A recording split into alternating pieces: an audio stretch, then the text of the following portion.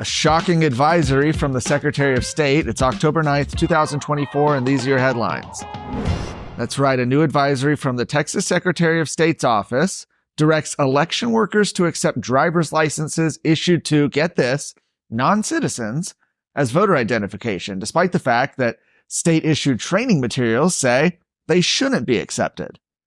Now, the advisory was issued yesterday afternoon. It also fails to mention that naturalization certificates can be used as voter ID.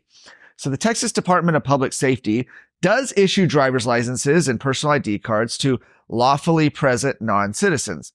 People who are here legally, they're here on a green card, they can get driver's licenses. But those IDs are clearly marked temporary visitor or limited term, and they expire after 1 year or when the person's period of lawful presence expires. Well, Christina Adkins, the Director of Elections in the Texas Secretary of State's office, issued this election advisory yesterday. And she had first stated that Texans should not use this type of ID to participate in elections. But then the advisory then says that poll workers are to offer a regular ballot to people on the voter rolls who present a non-citizen ID.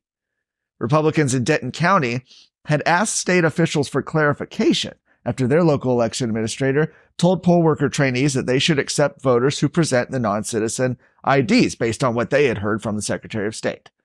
Past election worker training materials have stated that these documents are not acceptable forms of ID for voting under the state's photo voter ID law.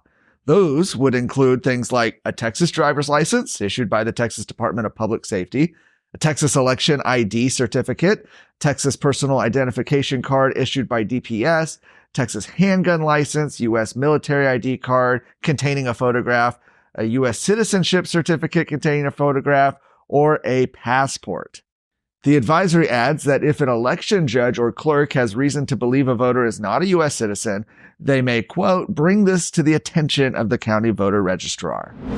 Fort Worth Independent School District trustees have named Dr. Karen Molinar interim superintendent after former Superintendent Angelica Ramsey's resignation just 2 weeks ago. Ramsey resigned from her position after parental and teacher outrage at her leadership over the past 2 years. Her time in the district was marked by controversy. Many parents and teachers accused her of creating a toxic environment and, more importantly, failing Fort Worth students. But in that resignation agreement between Ramsey and the district, the trustees agreed to pay her nearly $1 million until she officially leaves the school district in August of next year. So she'll remain employed with Fort Worth ISD under the title of Ambassador for Public Relations, but will be on leave until the final day with the district. Molinar has worked in Fort Worth ISD for nearly 26 years and has served as deputy superintendent for the district since 2020. I don't need to tell you that our power grid is in serious trouble. Blackout after blackout. Why does it keep happening? Why does the greatest state in the country continue to be shaken like this? And which foreign government eagerly pushes for the collapse of Texas? In this coming season of Exposed, we'll answer that burning question we're all left with when the power goes out. How could the state with the most wealth and natural resources struggle to keep its power functional, and who's behind it? Exposed. Lights Out.